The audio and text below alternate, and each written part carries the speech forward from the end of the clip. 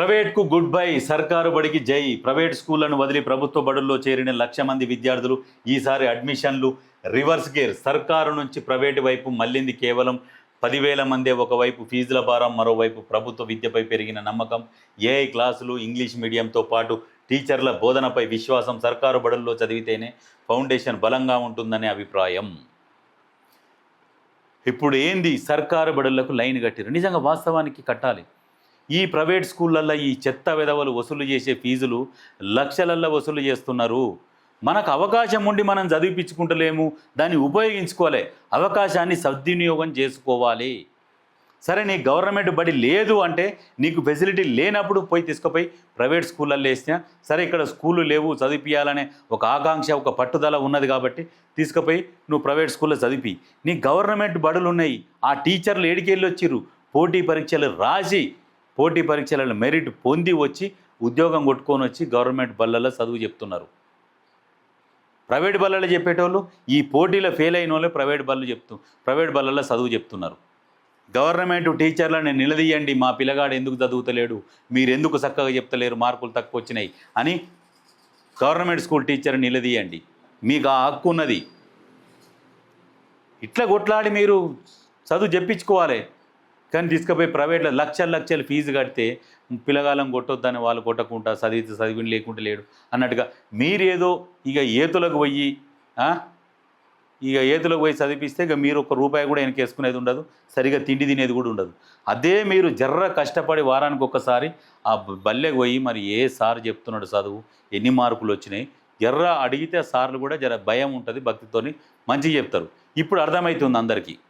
English medium, AI క్లాసులు, morning tiffin, మధ్యాహ్నం భోజనము ఇవన్నీ పెడుతుంటే ఇప్పుడు అర్థమవుతున్నది అందరికీ. ప్రైవేట్ స్కూళ్ళని దూరం పెట్టుర్రి. పేరెంట్ టీచర్ మీటింగ్ లాగా పోయి సార్ని కలిసి పలానా సార్తో మాట్లాడాలని చెప్పేసి వారానికి ఒక రోజు పోయి సార్తో మాట్లాడొచ్చి చదువు గురించి డిస్కషన్ చేస్తే చదువులు బాగుపడతారు, పైసలు మిగులుతాయి, ₹4 వెనకేసుకోవచ్చు. ఎందుకు అప్పులు తెచ్చి చదివించడు?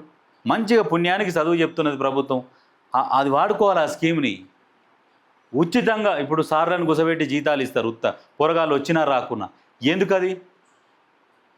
టీచర్ లేకుండా ఎంఈఓ దగ్గరికి పోవాలి, ఎంఈఓకి ఫోన్ చేయాలి, పిలిపియాలి, ఈ టీచర్ లేడు, ఎక్కడి నుంచి అయినా కలెక్టర్ దగ్గర కంప్లైంట్ ఇవ్వాలి, అన్నీ చేయాలి. నిలబెడి కొట్లాడి మీరు చేపించుకోవాలి పనులు అవి. అట్లా చేసుకోర్రి, ₹4 మిగులుతాయి, చదువు గట్టిగా ఉంటుంది, స్టాండర్డ్గా ఉంటుంది. ఈ రకమైన ఆలోచన చేయర్రి. మారండి. ప్రభుత్వం ఏమేమి ఇస్తున్నదో అవన్నీ వాడుకోవాలి. ప్రభుత్వ ఆసుపత్రులను కూడా వాడుకోవాలి. ప్రభుత్వ ఆసుపత్రులు డాక్టర్లు వాళ్ళు మంచిగా చదివిన వాళ్ళే, మంచి ఎక్స్పర్ట్స్లు, ప్రొఫెసర్లు, హెచ్ఓడీలు ఉంటారు. కాకపోతే వాళ్ళు కోపపడుతుంటారు. కానీ కోపపడుతున్నప్పుడు కొంచెంగా వాళ్ళతోనో ఫోన్ చేయించుకోవాలి, ట్రీట్మెంట్ చేయించుకోవాలి. ఇప్పుడు హాస్పిటళ్ళు కూడా మంచిగా నీట్గా అడ్వాన్స్ టెక్నాలజీతో మంచిగా నీట్గా తయారు చేసి దాంతోపాటు అందులో మెషిన్లు కూడా సిటీ స్కాను, ఎంఆర్ఐ, ఇవన్నీ ల్యాబ్ టెస్టులు అన్నీ ఉంటున్నాయి. ప్రభుత్వం ఏదైతే ఇస్తుందో దాన్ని కరెక్ట్గా మనం వాడుకుంటలేం. దానికి నిధులు కేటాయిస్తున్నారు, ఆ నిధులు గోల్మాల్ అవుతున్నాయి. ఆ గోల్మాల్ కావద్దు అంటే మీరు సరిగ్గా వాడుకోవాలి. దానికోసం ప్రత్యేక బడ్జెట్ ఉంటుంది కదా, అందుకని అది వాడుకోవాలి. ఇప్పుడున్న ముఖ్యమంత్రి చదువు చదువు చదువు చదువు చదువు అని ఎమ్మటి పడుతున్నాడు. ఇటువంటి ముఖ్యమంత్రి దొరకడు. విదేశాలకు పోతుంటే కూడా మా వంతు సహకారం అందిస్తామని కూడా చెప్తున్నాడు. మంచిగా చదువుకునే దానికి ఏంది